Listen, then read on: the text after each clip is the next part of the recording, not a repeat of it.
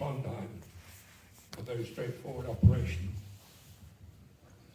The only trouble was that the Germans didn't listen to us, and overnight the Tirpitz moved its moorings from Trondheim up to the uttermost part of the Arctic Circle to Altenfjord, and within Altenfjord another smaller fiord called Karfjord, and there was its new headquarters. From the Shetland Islands, I don't know whether you can see this chart here, but the Shetland Islands to Karfjord was something like 900 miles. The Mosquito had a flying endurance of about 1,150 miles. So when we started looking at the task, we began to realize there were one or two problems that had to be overcome. A few days after we got this news, before we finished that meeting, the DAPM Flight Lieutenant Hicks then introduced the subject of security. And he made it clear that everything about that operation was top secret, to the point where even the War Cabinet in London did not include any reference to highball operation in its minutes, because the minutes were too widely distributed. We were told we were not to discuss this operation and the target in any other place except in the operations room, not in the officer's mess or in the sergeant's mess. And the only people who would need to know were the people who needed to know to do their job. The engineer officer did not need to know what the target was to make sure the aircraft was serviceable. The dentist at this small RAF station didn't need to know anything about it as he pulled our teeth out. But you will not write any letters except you post them through our post box, and they will all be heavily censored. You will not use kisses, X's in lieu of kisses, because that might be a code. You will not refer to where you are, what the weather's like, or what you're doing in the letter. So somebody says, why don't we just send them a postcard saying, I'm well, I'm not well, I'll be done with it, as they used to do in the First World War. We were then issued individually with passes to go in and out of the ops room, or to go out to the aircraft when they arrived. And we were told that each aircraft would be guarded 24 hours a day by an RAF policeman, and we would only get access to that aircraft on production of our pass. Even though they knew us by sight, the RAF police had no authority to let us onto the aircraft without that checking that. So then, with nothing to talk about over a beer in the mess, whether it's a sergeant's mess or otherwise, we spent a great deal of our time in the operations block, poring over maps and things. One day, a truck arrived with two great big crates, which were ushered into the operations room. When they were opened up, they were scale models of Karfjord. So we were able then to examine where the Tirpitz was lying in relation to all the mountains surrounding it, and the access out into the open sea. And we were still left with the problem that the Tirpitz was a little bit out of reach if we were ever going to get back from there. So we posed this problem to the powers that be and said, well, how do we get back if we've only got 200 miles of flying capability after the raid? Oh, we said, we'll look into that. Up near there is the port of Murmansk, and south of Murmansk is an airfield called Vainga, which is run by the Russians. some RAF Handens had used that airfield earlier when they took part in the raid on the heavy water plant. So we knew that the RAF could use that airfield. Why can't we go there, we said. They said, no, you can't do that because what you're doing is so secret. If you land there and refuel, it's possible that the Russians will commandeer the aircraft to carry out the operation themselves, and they will collect the kudos. What will happen to us? Well, the Russians will probably take you as prisoners of war. Very nice. So that wasn't a possibility. The next idea was, well, the Royal Navy will put in a warship into Murmansk, and you will then fly into this airfield at Veinga, and you will walk from Veinga 20 or 30 miles or so down to the port of Murmansk, where you will persuade a non-English speaking sentry to allow you to go through their naval base to join the Royal Navy ship. We know that was absolutely a crazy idea. But to beat that, the other idea was to land at Veinga, produce a revolver, and threaten to shoot anybody who would not refuel us with low-grade Russian fuel. You can imagine these two Brits arriving, stepping out, producing a gun and saying, refuel us. And the chap says, well, what do you say? And we would finish up prisoners of war the same way. All this was going on. We didn't know anything about what 617 was doing, had no knowledge of that whatsoever. CO knew, but we didn't. But we told that May the 26th would be our operational date.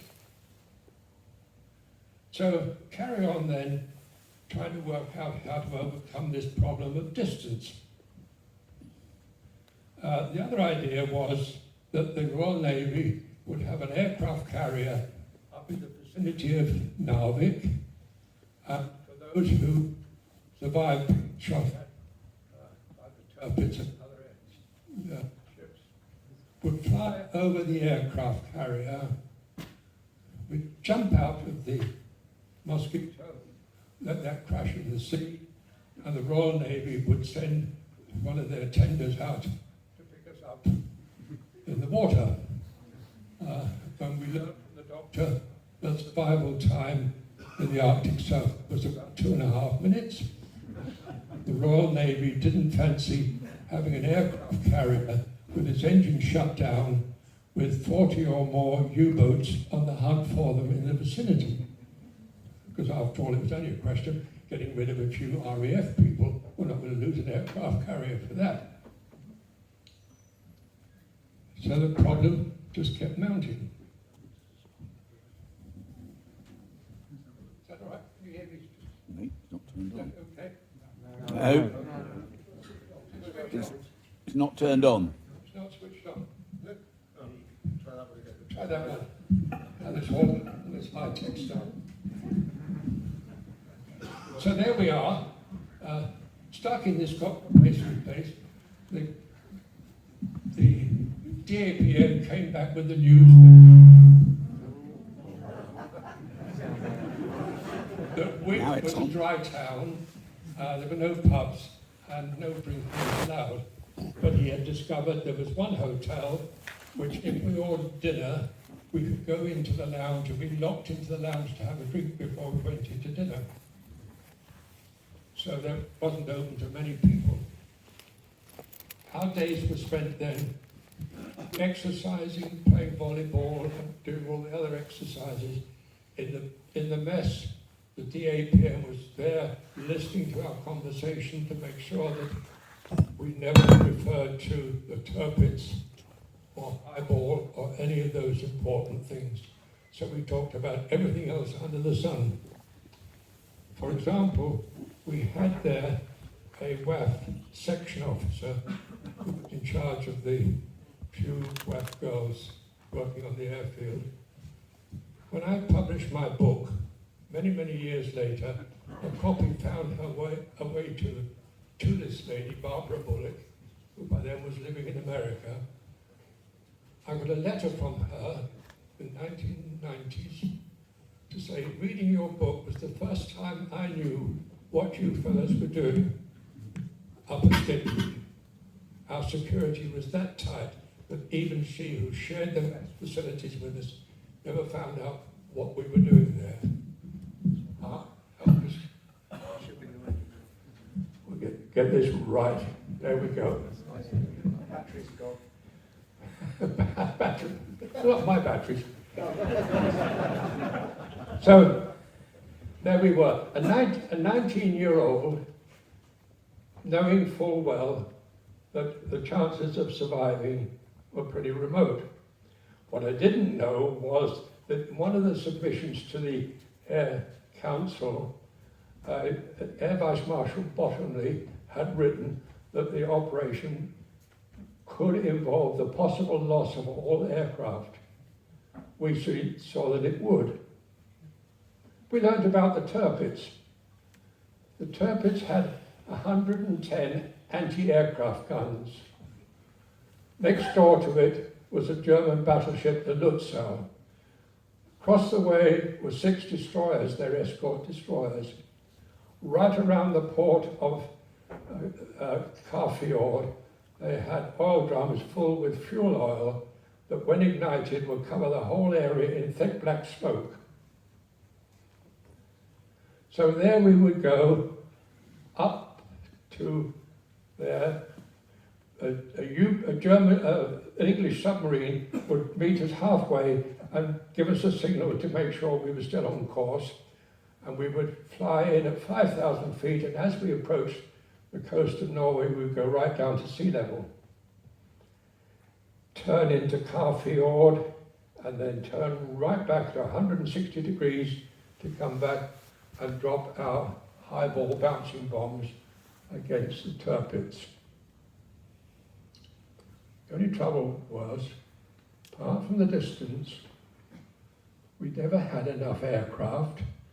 The aircraft that was supposed to be delivered to us on the 16th of May, only 6 aircraft had arrived, because there were difficulties about promising our supply, where they promised the Polish squadron that they were given 30 aircraft, and they were taking some of those for us. So we didn't have enough aircraft to do a formation flight. Even if we did, we worked out that the Tirpitz was about 850 foot long, a Mosquito is 51 foot wingspan. So you couldn't get all 16 Mosquitoes in line abreast, all going in at once to attack the Tirpitz. The bombs we carried 2 of these spheres, 36-inch spheres, and they were dropped with a 2-second delay between the first and the second. If they dropped together, they might collide and cause damage to anybody. So we then have to work out how to get those highball bombs over the torpedo net in sufficient number to cause serious damage to the Tirpitz. If we would have 5 of them flying abreast, what would happen to the aircraft coming in behind? Because by the time they got to the Tirpitz, the ones in front would have exploded, and possibly then they might have damaged the aircraft that were coming in as the second or third waves. Everything about it was impossible. On May the 25th came and went. I did manage to have a few days leave. My parents lived in Torquay, and I went down by train, overnight to Glasgow, overnight to London, and then down to Torquay. That was half my leave gone. And the same way back, I was at home for 2 days out of 7. That was the one leave period that we had. And things were going from bad to worse. Time went on, and we were getting from May into June, still being told this was all possible. We had been conducting drops in Loch Striven, where they put a French battleship, the top of Loch Striven, and we would go and drop these bombs over there. But the trouble with a small bomb of 36-inch diameter, when it was spinning, if the water was absolutely still, as in the Teddington water tanks, it was fine. But if it had any sort of wave pattern, as the bomb spun, it would be liable to go off, way off its flight path and go off in a different direction. This was demonstrated because they gave the Americans one of these highballs for them to try out. They dropped it from a Maryland bomber, and it hit the waves and bounced back up and knocked the tail of the Maryland off and killed the crew. So the Americans had no further interest in that as a weapon. I must say, as an individual, I had no further interest because I had no desire to be dying at the age of 19. When we had a visitor from the Inspector General of the RAF, somebody remarked after he'd gone, well, he's only come to say goodbye to us, because that was the way we were then, by then, starting to feel. And time went on until May, June, July, and August, and eventually a notice appeared on DROs to say that a corporal was prepared to start up dancing classes. There were about 6 WAF on the station and a bunch of wild lunatics like myself. And we thought, well, we've hit rock bottom when we've been here now since March and we've learned to do a foxtrot. That's really about all that we would get out of it. The squadron was then disbanded and we were dispersed in various locations. Some of them were reformed later to go out to Australia. This, Alan mentioned Winkle Brown, Lieutenant Commander Winkle Brown, who flew a Mosquito on an aircraft carrier. This was to try to see if it was possible to fly out the aircraft on an operation against the Japanese warships. But they went to Australia. The Americans weren't the slightest bit interested because they were winning the war against the Japanese and they didn't want these limeys coming in, upsetting the apple cart. So 618 Squadron went out to Narromine in Australia and sat there virtually doing nothing until their need had passed and they came back to England. The aircraft that were shipped out to Australia for that operation with 618 Squadron, after the war, many of them were sold to the farmers to use as hay storage. Some of them, and all the equipment was taken out to sea and dumped. I didn't go with that crowd. My pilot and I, Doug and I, were then told we were going to go on a PRU flight in a Mosquito from RAF Benson, across Italy down to Egypt. So we went away and had all our jabs and 3 days leave and came back to RAF Benson. We'd air tested this aircraft, a lovely, highly polished aircraft, took it up to 32,000 feet, never known that height before. And they said, what are you doing here? You're supposed to be a Pradanic. We didn't know where Pradanic was, but we got the train down to Cornwall and found that we were then a small unit called 618 Special Detachment with another secret weapon. And 2 days after we arrived, we were only 3 crews at that time, squadron leader Charlie Rose and ourselves and 1 other crew. An aircraft came in from Boscombe Down and we saw the Mark 18 with the Molin's gun, the 6-pounder gun. Saw that for the first time. And we were then told that our job was to hunt German U-boats in the shallow waters near their approaches on the Atlantic coast. That the Atlantic coast, French coast, the water is very shallow there, so the German U-boats going in and out had to remain on the surface over about 30 miles before they were in sufficient depth of water to submerge. So they were vulnerable at that, during that passage of time. We also learned that we had broken the ultra code, so some of the signals that the German U-boats had sent out announcing their arrival times at the U-boat ports were known then to our intelligence.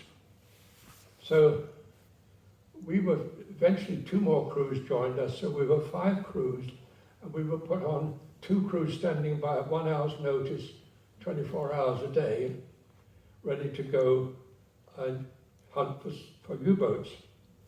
And I don't know whether you can see this chart here, but the French Atlantic coast was mined by the RAF and US Air Force. They dropped mines along that whole area, and the German minesweepers maintained clearance of channels leading into the U-boat pens such as Brest, Lorient, Saint-Nazaire. And we knew exactly the location of those mine-swept channels. So we declared our readiness to operate on September the 19th of 1943, and a few days later, one of our fellows, Albonnet, was out solo, searching the area around Saint-Nazaire, and he came across a surfaced U-boat on its way in. And for the first attack, no, I'm sorry, I've got to go back one. The first attack was when Charlie Rose, who was the squadron leader in charge of our little unit, he and ourselves went out as 2 aircraft, and we went to Point C here, the way into Saint-Nazaire. When we arrived over what we calculated was the seaward end of this, there was a trawler there, quite a big trawler, no nets out, no seagulls flying around it, and it was stationary. So we flew around for a while and decided that was probably a marker for the German U-boats. Charlie Rose said, well, I'm going to go in and attack it first, you watch me, and then I'll watch you when they make the second attack. Charlie Rose dived onto the trawler. Whatever happened, we don't know. But watching him, some light white smoke came from his port engine, and he crossed over the trawler at low level, went into the sea, and they were both killed. Our first operation, we lost the CO. Sad start. But then, as I mentioned now, the second trip was Albonnet, out on his own, came across a U-boat, and he successfully attacked it and did sufficient damage to make sure that had to go back to port and was out of action for about 3 months. That was U-123. So we started then to see that we were capable of doing something useful. Time went on then, and we were still waiting on this standby, and came into the 1944 time, and beginning of March in 1944, a number of us, we by then needing an escort because the Germans realized that this weapon that had fired on the U-boat was rather unusual and formidable. The Germans then provided air escort to the minesweepers that went out to meet the incoming U-boats. And on the 10th of March, we went out, 2 of us with 4 fighter Mosquito Mk.XVIII as escort, their job being to douse the minesweepers. And we were close in shore on the French coastline near the Ile de Yeux, and the Ile de Yeux shore batteries then opened fire as well. And for a while we were fighting a sea battle. And then the JU-88s came up and engaged us as well. So we had a ding-dong battle there. and damaged the U-boat. Couldn't stay long enough to see the extent of the damage. Came the 25th of March, two of us again were out in that same channel going into Saint-Nazaire, and we had 4 escorts with us. Flying low, we were down about 30 feet above the sea at that stage, below the German radar. And looking in the distance, we saw some ships on the horizon. So we lifted up long enough to satisfy ourselves that these were warships. And so our normal routine, the two of us with the field gun pulled off and climbed into the sun, while the others, as escorts, came down to attack the surface craft. We got up to 1,500 feet, flew towards the German U-boat, dived at an angle of 30 degrees. As soon as the U-boat passed underneath our nose, the nose down and dive, and our speed increased then up to about 380 miles an hour, during which time we were able to fire 5 or 6 shells from this gun. Those shells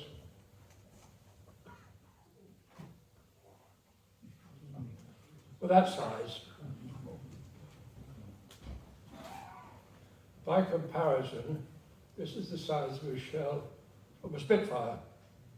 So ours was a little bit more formidable. Solid steel with a tracer head only. We had 24 of these on the aircraft, which fed into, they were held in 2 racks, and they fed in alternatively from each rack till we used all 24. On the 25th of March, when we attacked that one U-boat, we hit it, we think, 5 times.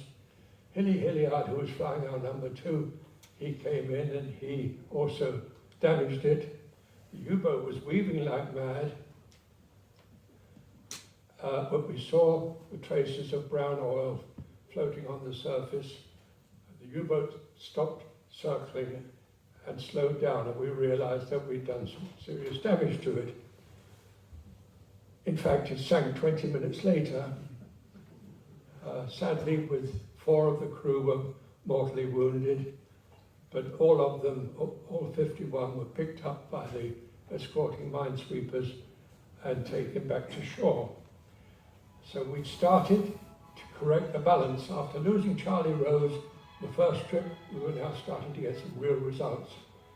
25th of March. 2 days later, 27th of March, we were back again, and just by chance, almost at the same time, the same channel, we then encountered a much bigger convoy with 2 U-boats, about 4 minesweepers, a big spearbreaker, which was a merchant ship with the deck had all been cleared, and that contained anti-aircraft guns. So it was a floating anti-aircraft battery there. And as you can imagine, when you're flying straight into a gunner at the other end, he has not to worry about deflection. All he's going to do is keep firing at you. Hilly got hit in the process, but fortunately the damage was sufficient to enable him to get back home. Doug and I managed to get through without any damage. But at least we put U-960 out of action for another 3 months, because that had to go back into port or virtually be rebuilt. And so the pattern of success was developing with this, but it was still a secret weapon. But then, as time went on, the Germans realized that this was a weapon that had to be attacked each time. So next time we went out, which was later in the beginning of April, we met a very formidable formation with about 10 Ju-88s surfing over the top, minesweepers and 2 destroyers. And the firepower from all that lot was pretty formidable. We had 6 aircraft, Mosquito Mk.XVIII accompanying us, and one of them was the commanding officer of 248 Squadron. He was an early victim. He was shot down and lost his life one of the other escorts was shot down and lost his life as well. And we had this battle.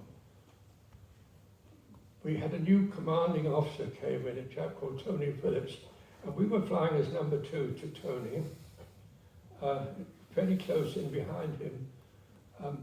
And since we'd done as much damage as we could to the surface ships, we were pulling up, and ahead of us was a JU-88. And Tony Phillips, with remarkable accuracy, came up fairly close behind it and fired one of these solid shells at the JU-88. It took the port engine of that aircraft totally out of its mountings. We saw the engine separate from the aircraft, and the aircraft went down, and the crew were lost. So things were changing, and we were then achieving the success that had otherwise had eluded us, to the point then where there was no point in maintaining the secrecy any longer, so we were then authorized to attack surface vessels as well, whether they were merchant ships or naval ships, it mattered not. And we had a terrible instance where we were down near Bordeaux. We attacked a tanker. Sadly, we set that tanker on fire, and one of my hideous memories was watching German sailors jumping overboard into the sea of fire. Something I shall always remember, because that was a horrendous sight. Whether they were German or not, they were people, and both of us were very upset that we had to do this, but that was war. Then another occasion, we were right down on the Spanish coast, because a massive submarine was coming in from Japan, bringing in things like ball bearings and things, and it had survived all the way through and was spotted coming along just outside Spanish territorial waters, and was met by 2 destroyers. We went down there. It was the limit of our endurance was to get down to the coast of Spain and battle and then get back again. And we attacked that great big Japanese submarine, but it still managed to get into port, and it was destroyed, in fact, on the way out when it started back its journey to Japan. So that was our life at that stage. When France was cleared of German occupation, our task was done along the French Atlantic coast, and then we moved back up to the north of Scotland to carry on with that same operation, but this time off the Norwegian coast, by which time the Germans were losing the war, the Russians were attacking on, and they'd lost out in Stalingrad, etc. And their vital supply line was from Norway and Sweden, bringing ball bearings and steel needed for the German industry. And the U-boats had then to operate from the area around the Kiel Canal into the Kattegat and Norwegian waters.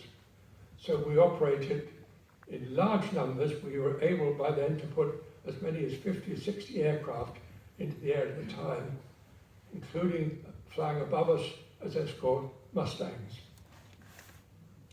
And because we were flying so close to the Norwegian coastline, we were very close to the German air bases right along the Norwegian coast. So the Germans could fly up very quickly when our presence was detected and attack us head on. And when you're flying in a big formation like that, it's very difficult to decide whether to break up or to carry on through to your target. We had an instance where the leader of this rather large formation gave the order to break away, and everybody dispersed, and the Germans then just picked off mosquitoes one after the other. And we lost, I'm sorry to say, 2 very gallant commanding officers and several other crews. The leader of that came back to RAF Banff, and the following day he was shoved off the airfield, sacked, get rid of him. He caused the loss by giving the wrong order. That was a tragedy. But we carried on that operation.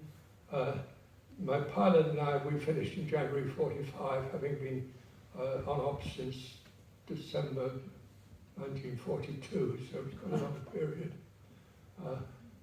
And I went off to other jobs then. But the Tsetse unit, as we called ourselves in 618, had become then part of 248 Squadron, and they carried on until May 1945, when the last of their operations was carried out over Norwegian waters.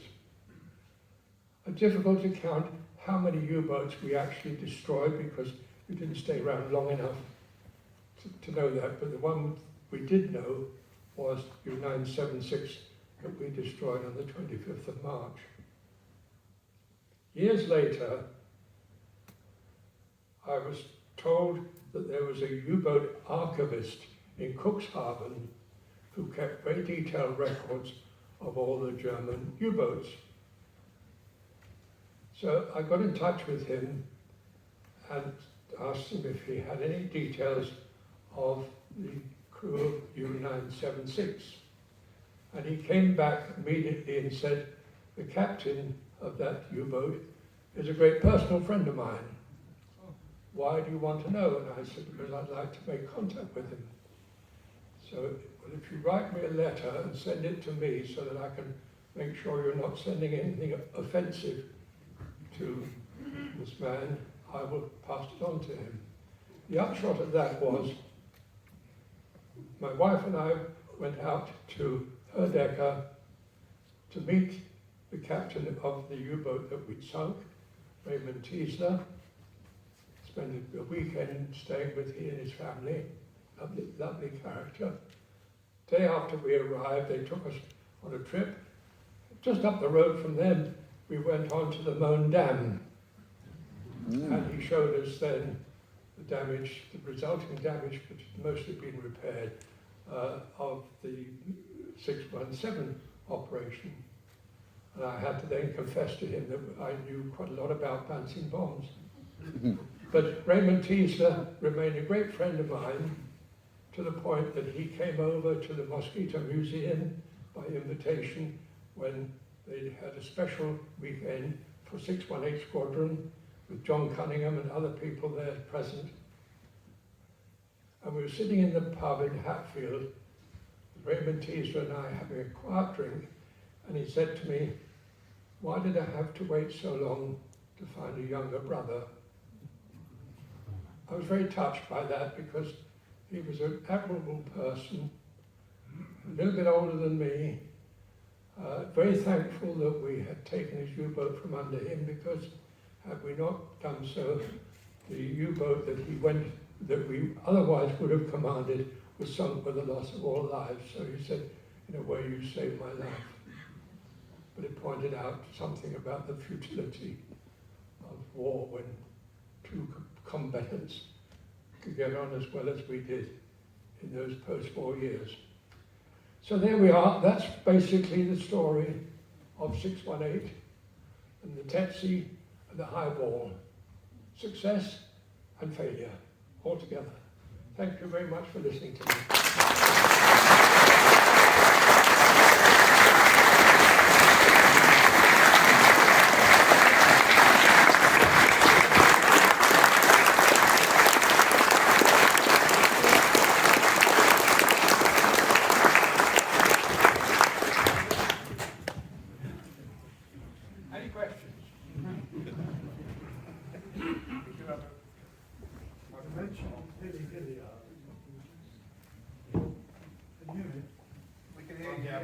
You mentioned Hilliard.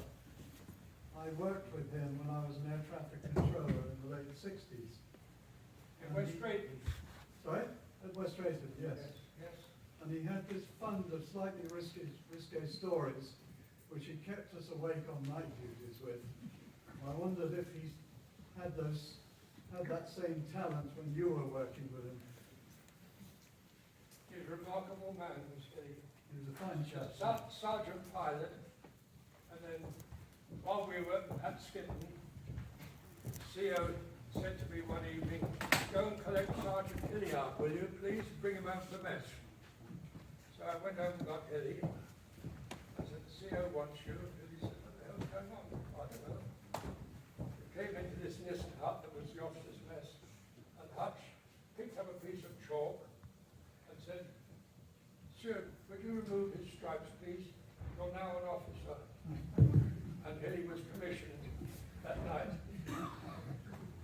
accompanied by about 24 pints of beer apiece.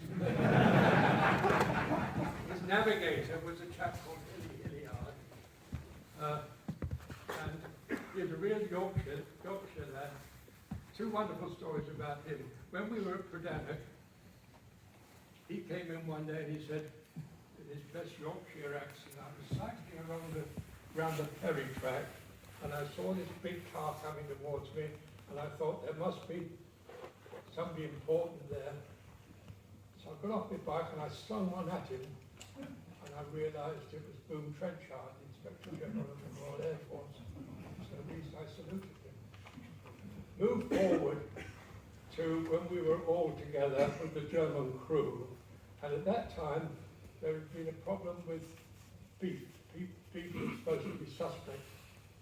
So we were staying at the Comet Hotel, went into dinner one evening, and I said to the chef, "What's on the menu tonight?" He said, "Well, some wonderful English beef."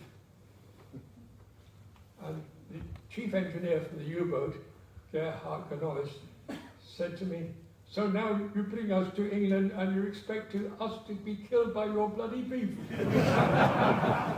The only person in that crowd who would not eat that beef was Jimmy Hoyle. He's not going to eat bloody Yorkshire stuff that is going to kill him. But they were a great crew, a wonderful crew, and great to have as number two for us. Yeah. Well, thank you.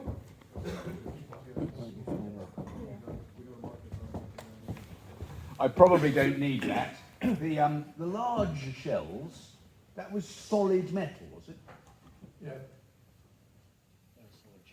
Yeah, the projectile at the end, that was solid metal. That Not, bit is, not explosive. that was, yes, Right? that bit is metal, and the rest of it was just filled with explosive, wasn't it? Yeah. That is solid. This is an absolute size, exact size. That is solid steel, and that was all the Propeller. propulsion Yeah, thank you. mechanism. Thank you. So you can imagine the Mosquito, you're sitting on your armour seat there, armour plate seat, and when you fired, the flame from this gun protruded 130 feet ahead of the aircraft, so you flew into that. The spent cartridge then fell into a steel bucket because it couldn't be allowed to leave the aircraft in case it damaged the tailplane.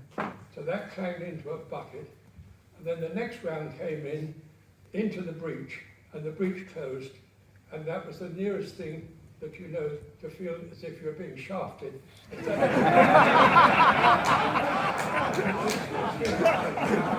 don't understand. So pretty formidable, but it worked. Presumably because of the The other thing about that was when you attacked the U-boat, we quickly realized that we didn't, when you attacked the U-boat, we tried to attack it at an angle, come down at 30 degrees, but always at a slight angle, and we aimed short of the U-boat, because as that solid steel hit the water pressure from underneath caused it to change its trajectory and to move parallel to the surface of the water. So change its level and move then into the storage ballast tanks of the U-boat and enter the U-boat slightly below water level. Once it was in the U-boat, it would then ricochet off the solid steel and possibly find its way out, making another hole, so you've got 2 holes for the price of 1. Thank you. You said you started out on Beaufighters. How did Beaufighters compare to Mosquitoes? Question. Sorry? You said you started out on Beaufighters. Yes. How did Beaufighters compare to Mosquitoes? Well, I have to say, as a navigator, Beaufighter was about the most uncomfortable aircraft you could devise. It had all the inconveniences and few of the conveniences from a navigator's point of view. Going on to Mosquito, where you sat nearly in tandem, side by side, in a warmer atmosphere, much more secure because we had more faith in the Mosquito than we did in the Beaufighter. And the comparison was, so said to somebody, like moving from a Morris Minor to a Bentley or a Rolls Royce. We were very glad to see the back of the Beaufighter, at least certainly I was. Yeah. Apparently in your book, Des, Yeah. apparently in your book you mentioned throwing highballs into tunnels. Were you involved in that? I'm sorry, I have problems with my hearing aids. Your book mentions throwing highballs into Yes. tunnels in Wales. Yeah. Were you involved in that?